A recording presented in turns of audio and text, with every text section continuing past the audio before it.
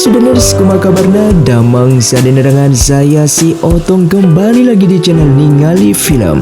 Pada episode kali ini, kita akan melanjutkan alur cerita dari film Pendekar Pengelana untuk bagian yang kelima. Dan tidak usah berlama-lama lagi, mari kita mulai ceritanya.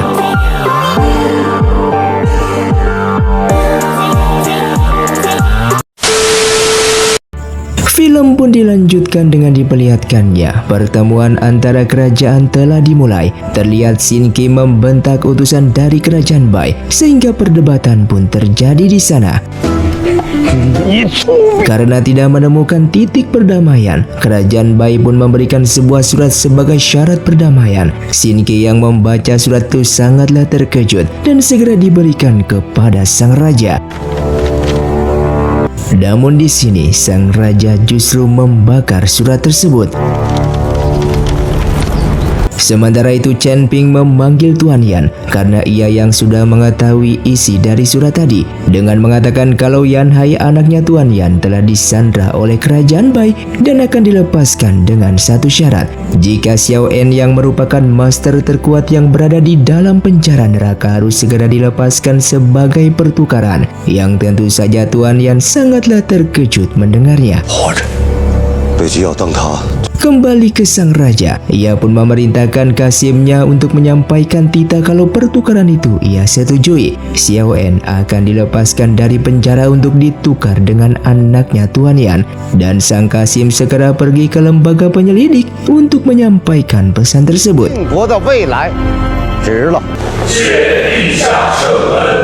Terlihat Fan Xian bersama Paman Wuzu mulai menyiapkan tugas masing-masing. Fan Xian mengatakan esok hari akan diadakan pesta, yang dimana pesta tersebut diadakan untuk merayakan kedua kerajaan yang saat ini sudah berdamai, sehingga ia akan menghadiri pesta tersebut.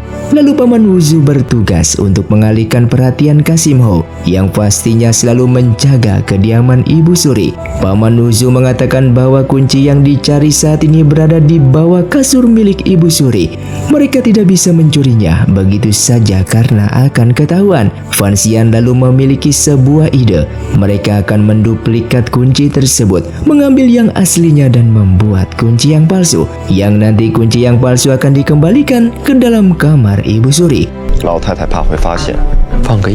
Tak lama kemudian, Huang pun diundang olehnya. Di sana tanpa basa-basi ia pun menceritakan misi pencurian tersebut.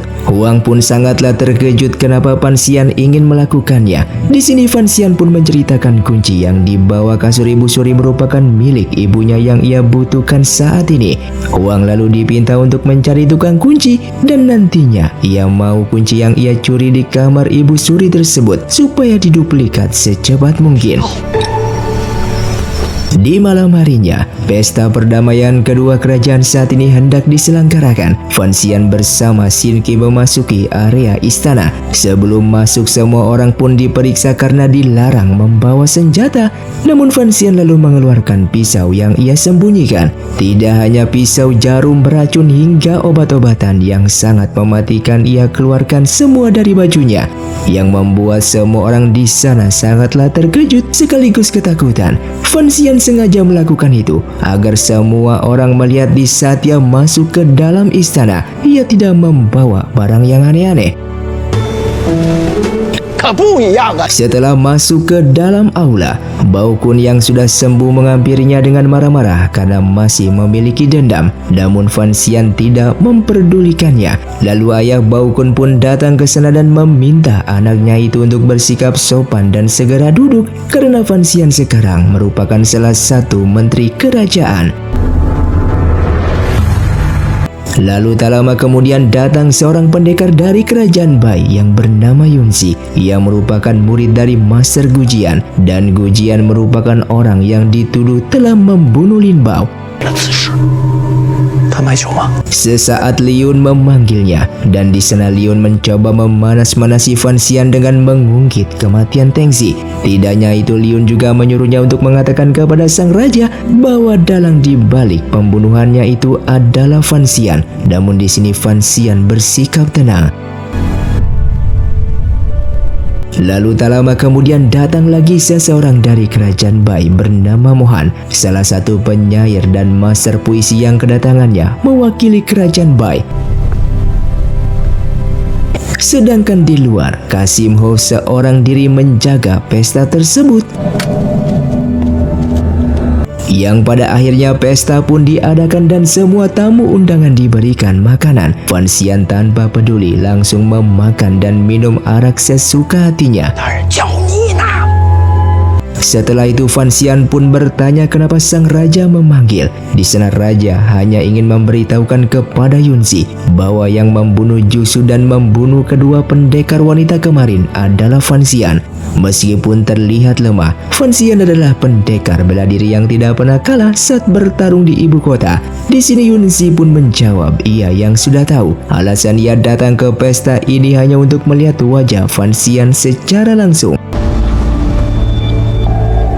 Setelah itu Liun pun bertanya apa yang dibawa oleh Mohan saat ini. Karena melihat Mohan membawa sebuah gulungan kertas, Mohan lalu mengatakan ia adalah seorang master puisi dari kerajaan Bai. Dan setelah membaca puisi yang dibuat oleh Fan Xian, ia pun menyadari puisi itu bukan milik Fan Xian ataupun bukan Fan Xian yang menciptakannya. Sontak semua orang terkejut karena sebelumnya berpikir puisi yang indah itu adalah hasil buatan dari Fan Xian. Di sana Fan Xian tidak peduli dan terus saja makan dan minum. Setelah itu Mohan pun meneruskan pembicaraannya. Puisi yang dibuat oleh Fan Xian mirip sekali puisi yang dibuat oleh gurunya. Untuk membuktikan itu ia pun menunjukkan sebuah gulungan kertas milik gurunya sebelum meninggal. Semua orang termasuk sang raja pun melihatnya. Dan memang benar puisi milik Fan Xian sangatlah mirip dengan puisi milik gurunya Mohan.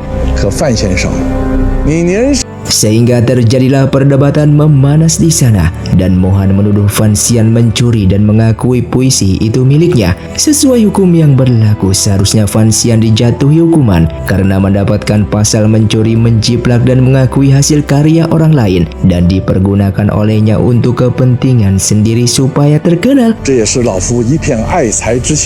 Dengan mabuk, Fan Xian akhirnya buka suara. Di sini ia mengaku bahwa puisi yang ia buat memang bukan miliknya. Namun tidak bisa juga dikatakan puisi itu bukan miliknya. Mohan yang bingung dengan perkataannya lalu bertanya apa maksudnya. Di sini Fan Xian menjelaskan puisi yang ia buat yang kini terkenal di ibu kota merupakan hasil karya dirinya bersama gurunya di saat dulu. Lalu Fan Xian balik bertanya kepada Mohan ada berapa baris puisi tersebut dan Mohan menjawab terdapat 7 baris yang dibuat oleh gurunya. Seketika Fan Xian yang tertawa dan menuduh Mohan telah berbohong dengan mencoba memfitnah dirinya agar menjatuhkan ia di pesta tersebut. Lalu semua orang bertanya sebenarnya ada berapa baris puisi itu. Fan Xian lalu menjawab ia harus mabuk terlebih dulu agar bisa mengingatnya. Ia pun meminum arak 1 kendi hingga membuatnya benar-benar menjadi mabuk. Lalu ia pun meminta Kasim untuk menyiapkan kertas dan kuas untuk menulis setiap puisi yang ia sebutkan. Dengan keadaan mabuk berat ia pun membacakan puisi yang ia buat dengan gurunya yang dimana ia hafal di luar kepala. Tidak hanya 1 kertas tetapi puluhan kertas digunakan. Sampai-sampai semua Kasim turun tangan untuk menulis puisi yang ia ucapkan sehingga membuat semua orang takjub akan kehebatannya tersebut.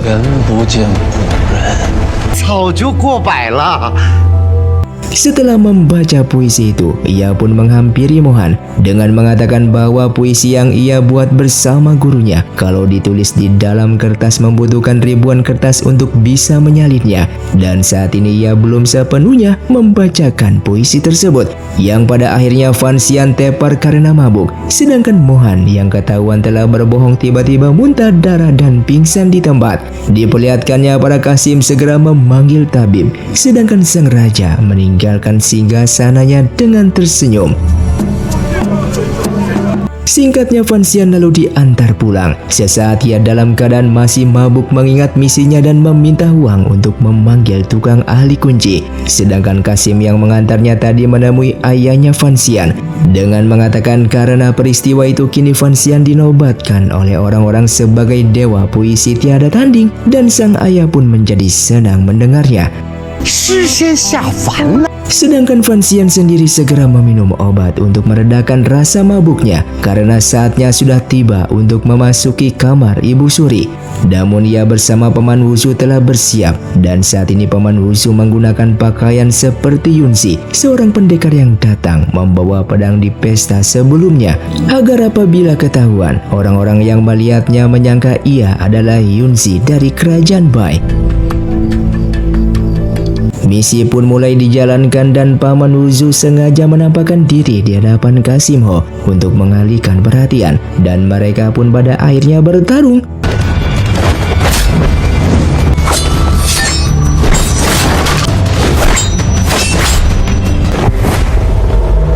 Sedangkan Xiaoyi selalu bersiap siaga di atas atap untuk menjaga istana. Fan Xian yang menyadari Xiaoyi memiliki pendengaran yang sangatlah tajam, lalu mencoba menyamakan setiap hentakan kaki dengan pasukan yang sedang berpatroli agar tidak terdengar oleh Xiaoyi.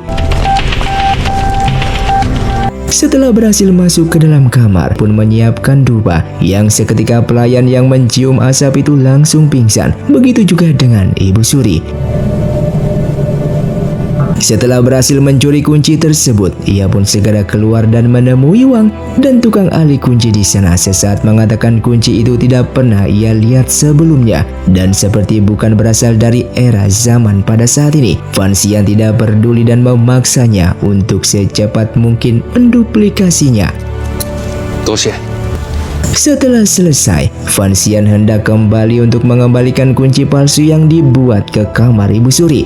Namun sesaat ia melihat pelayan membawa seseorang misterius dan dibawa masuk ke dalam kamarnya Liun, yang ternyata orang tersebut adalah Mohan. Dan dari sinilah kita tahu bahwa Liun sudah bekerja sama sebelumnya untuk menyingkirkan Fan Xian karena Mohan sudah ketahuan berbohong saat berada di pesta tadi. Kini ia yang dikelar master puisi sudah dicap jelek oleh semua orang. 我今日构陷范闲， Sebuah fakta terungkap ternyata yang membuat Yan Hai anaknya Tuan Yan disandra oleh Kerajaan Bai itu merupakan ulah dari Liun. Tidak hanya itu, master bela diri terkuat yaitu Xiao En yang dipenjara di lembaga penyelidik merupakan adiknya Mohan dan itulah alasan mereka ini bekerja sama. 袁冰云虽然受了点苦，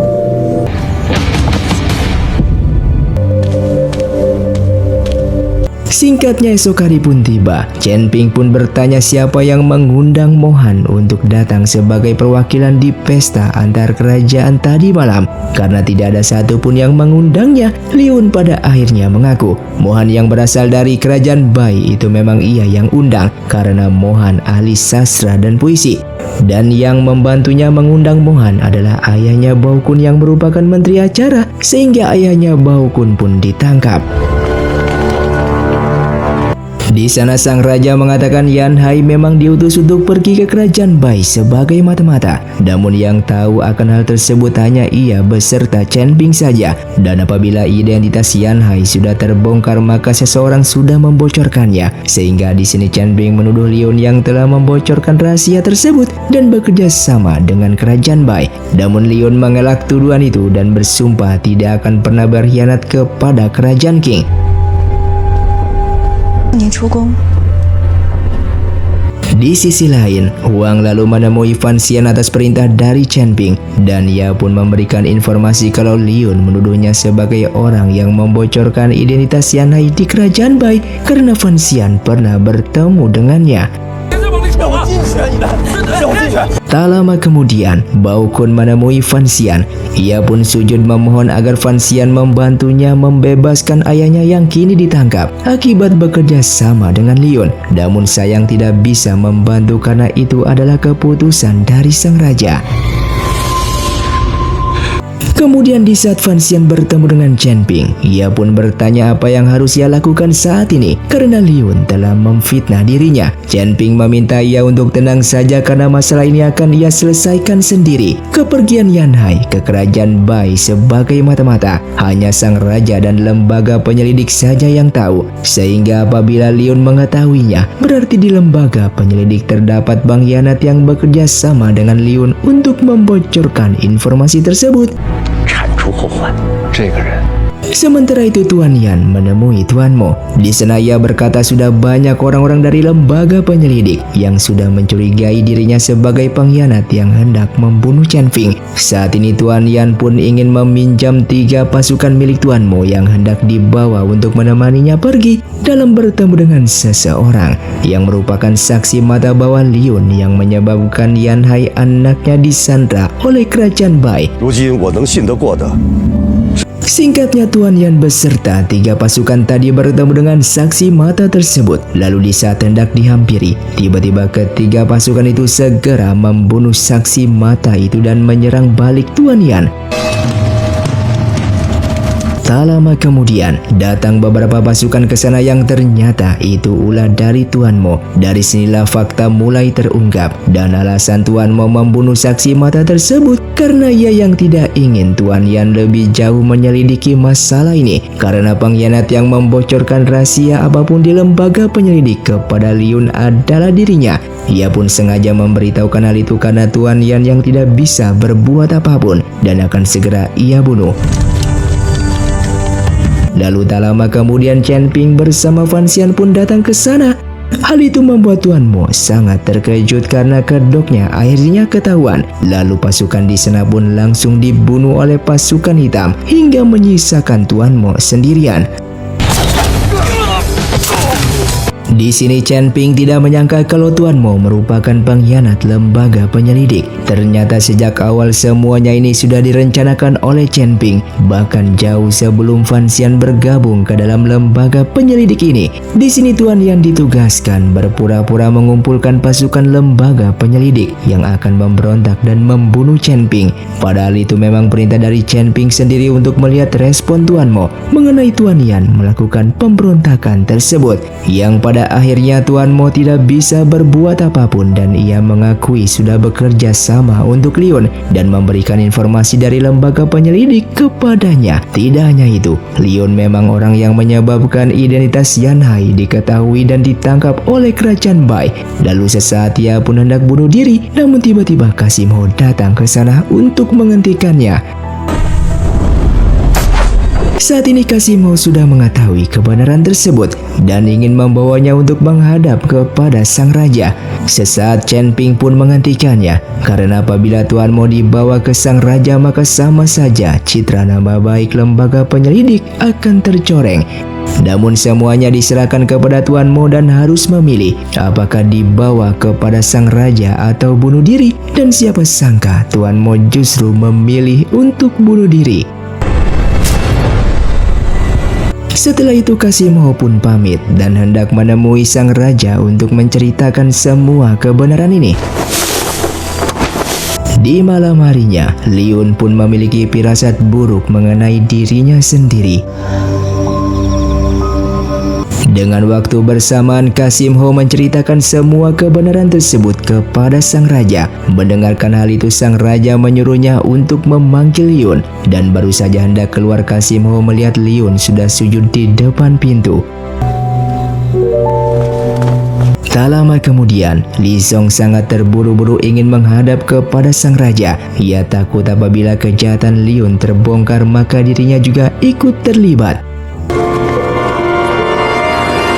Dengan waktu bersamaan, Fan Xian sedang dinasihati oleh ayahnya yang mengatakan apabila Fan Xian dendam kepada Liun itu tidak jadi masalah. Namun saat ini Liun adalah ibunya Lin, wanita yang hendak Fan Xian nikahi. Apabila Liun sampai diusir dari istana, maka hal tersebut akan membuat Lin sangatlah bersedih. Ayahnya pun meminta Fan Xian untuk menghadap kepada sang raja dan memohon ampunan untuk Liun agar dimaafkan atas perbuatannya itu. Di sini Fan Xian hanya memiliki dua pilihan, apakah memaafkan Liun atau tetap balas dendam.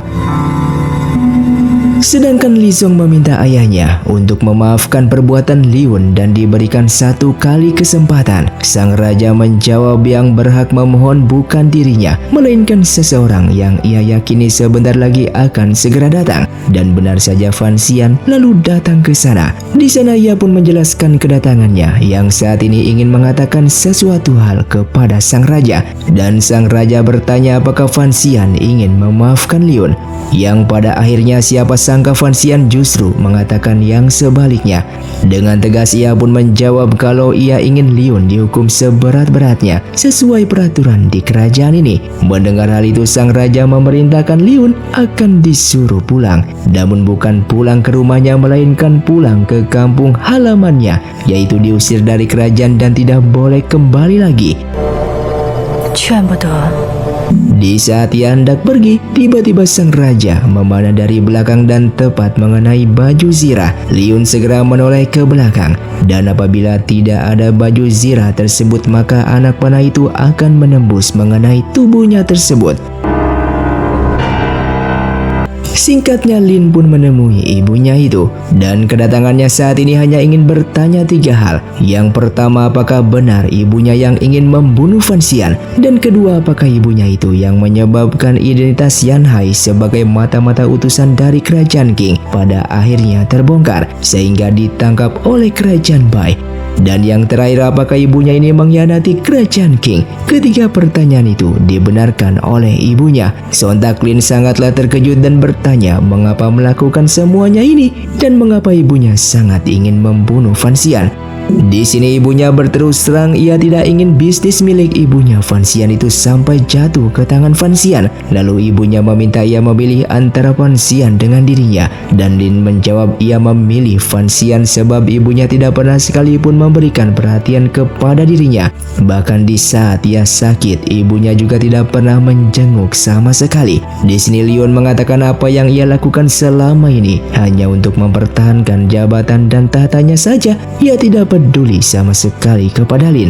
Yang seketika perkataan ibunya itu membuat Lin sakit hati dan pergi dari sana.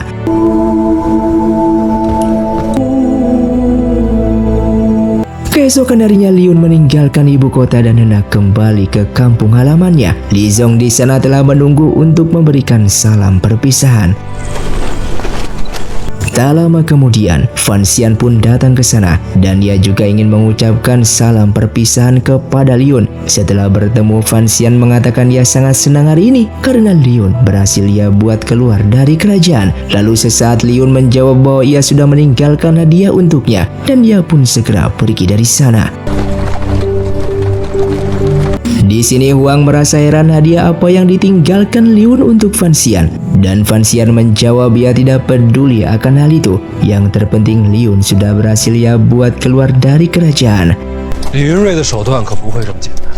Singkatnya, Fan Xian dipanggil ke istana. Kasim lalu membawanya masuk ke dalam dan terlihat Li Zong beserta Li Cheng sudah berada di sana. Lalu pelayan memberikan makanan beserta arak di atas meja yang membuat mereka bertiga semakin bingung kenapa sang raja memanggil saat ini.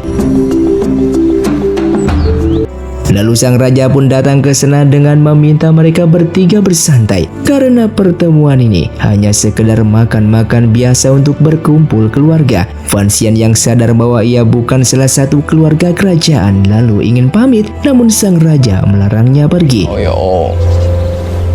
Sang raja mengatakan jika Li Zong memiliki sikap yang sopan santun namun sedikit bodoh, sedangkan Li Cheng tidak memiliki tata krama namun sedikit pintar. Maka dari itu sang raja bertanya di antara mereka berdua siapa yang dipilih oleh Fan Xian. Tentu saja Fan Xian tidak bisa menjawab dan balik marah kepada sang raja karena mencoba untuk menjebaknya. Kemudian sang raja mengatakan serius alasan ia memanggil Fan Xian karena ia yang mau Fan Xian menjadi pemimpin pasukan yang hendak mengantar Xiao En yang merupakan master bela diri yang dipenjara untuk pulang ke kerajaan ini.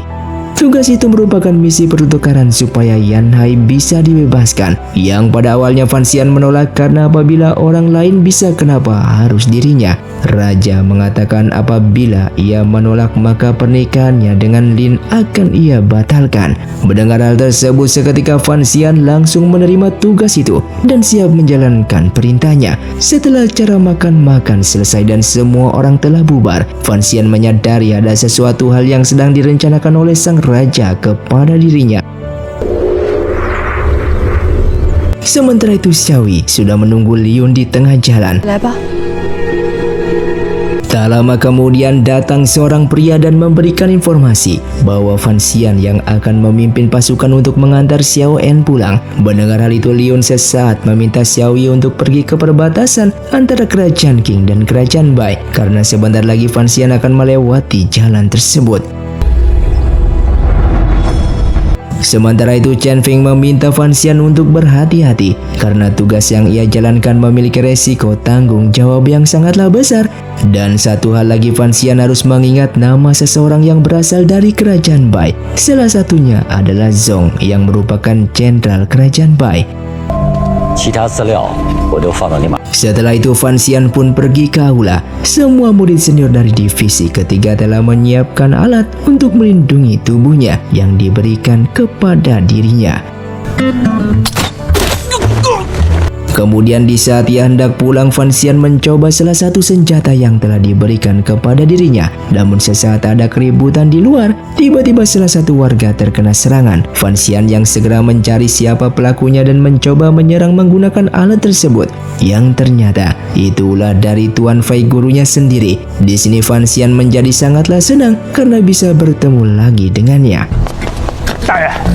Singkatnya, mereka diajak Tuan Fei untuk datang ke penginapannya agar mereka bisa mengobrol sebentar. Sesaat ia bertanya apakah benar Fan Xian yang dipinta untuk mengantar Xiao En pulang ke kerajaan Bai, dan hal itu dibenarkan oleh Fan Xian. Yang seketika Tuan Fei menjadi marah dan tidak setuju karena Xiao En adalah master bela diri yang sangatlah berbahaya. Ditambah lagi tugas yang ia jalankan itu memiliki resiko yang sangatlah tinggi karena menjalankan tugas itu sama saja dengan Fan Xian turun berperang. Tak lama kemudian, ia pun keluar dan bertemu dengan Chen Feng, dan di sana mereka berdebat satu sama lain. Di sini Tuan Fei tidak setuju apabila Fan Xian pergi, dan bahkan Chen Feng pun menjawab kalau ia juga tidak setuju. Namun semuanya ini perintah dari sang raja. Ia curiga sang raja sedang merencanakan sesuatu hal, sehingga satu-satunya cara yang Chen Feng akan mengirim pasukan hitam untuk menjaga keselamatan Fan Xian dari kejauhan. Singkatnya, beberapa hari kemudian, sebelum pergi, Fan Xian mengajak Lin jalan-jalan. Namun di sana ia berjanji akan pulang dengan selamat dan mereka akan segera menikah. Kemudian Fan Xian hendak berangkat. Sesaat Tuan Fei memberikan ia sebotol racun yang dapat membius seseorang, bahkan seseorang master bela diri sekalipun. Lalu terlihat Sili dibawa dan dimasukkan ke dalam kereta kuda, dan Fan Xian bertanya kenapa Sili dikeluarkan. Chen Ping menjawab bertukaran saat ini kerajaan Bai meminta Xiao En beserta Sili untuk dipulangkan dengan selamat karena Sili juga berasal dari kerajaan Bai. Hingga pada akhirnya kita pun diperlihatkan sosok pendekar yang ditakuti oleh banyak orang, yaitu Xiao En. Di sana Xiao En merasa senang karena ia akhirnya bisa menghirup udara bebas dan melihat matahari. Lalu ia pun mengejek Chen Ping yang kini kakinya menjadi cacat karena dirinya. Dan di sini Chen Ping membalasnya dengan mengatakan meskipun ia cacat, selama ini ia bisa jalan-jalan dan melakukan apapun yang ia mau. Yang seketika Xiao En menjadi marah dan hendak menyerangnya. Namun sayang ia tidak bisa karena kaki dan tangannya yang terikat. Sebelum pergi, Tuan Yan menghampiri Fan Xian dan ia berharap Fan Xian berhasil menjalankan tugasnya. Lalu Tuan Fei mengantar kepergiannya sambil mengatakan Fan Xian harus berhati-hati terhadap nama-nama yang ia sebutkan. Yang pertama jenderal kerajaan Bai, yaitu Zong. Yang kedua bernama Master Kuhe yang tidak menginginkan Xiao En untuk pulang ke kerajaan Bai. Pastinya Master Kuhe akan berusaha untuk membunuh Xiao En di perjalanannya. Master Kuhe yang tidak pernah sendirian, ia selalu bersama dengan muridnya, seorang wanita yang bernama Haitan. Ia merupakan master bela diri tingkatan ke-9 yang sangat berbakat, sampai-sampai digelar oleh semua orang di kerajaan Bai sebagai wanita suci. Dan yang terakhir adalah seorang yang bernama Sang, yang juga merupakan seorang jenderal. Tidak seperti Zong yang ingin membunuh Xiao En, Sang justru ingin menyelamatkan Xiao En agar bisa pulang ke kerajaan Bai. Tak lama kemudian, Fan Ruo bersama Fan Lao juga hendak mengantar kepergiannya. Sang ayah mengatakan ia telah membawa pasukan yang akan menemani Fan Xian, dan pasukan tersebut akan mematuhi segala perintahnya. Pemimpin pasukan itu bernama Gauda.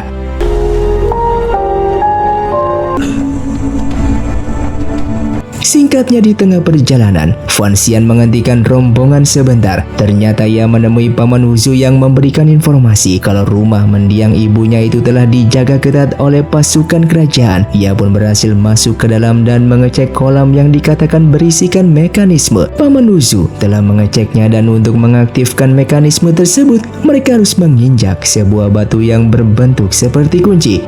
跟我一起去北切。我先行一步。 Di sini Fan Xian mengatakan setelah ia selesai menjalankan tugasnya saat ini, mereka akan pergi ke rumah mendiang ibunya.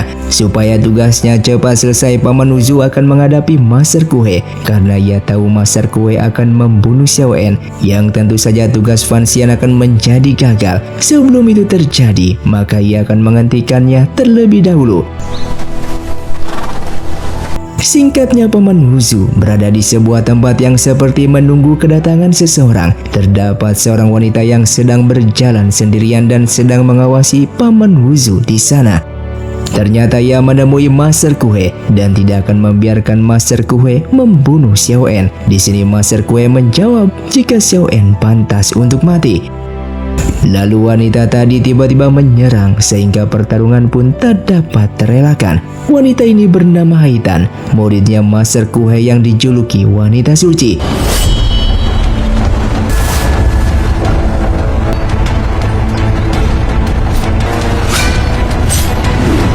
Setelah selesai bertarung, Haitan berteriak kepada gurunya kalau ia tidak mampu melawan Paman Wuzu dan menyerahkannya kepada gurunya.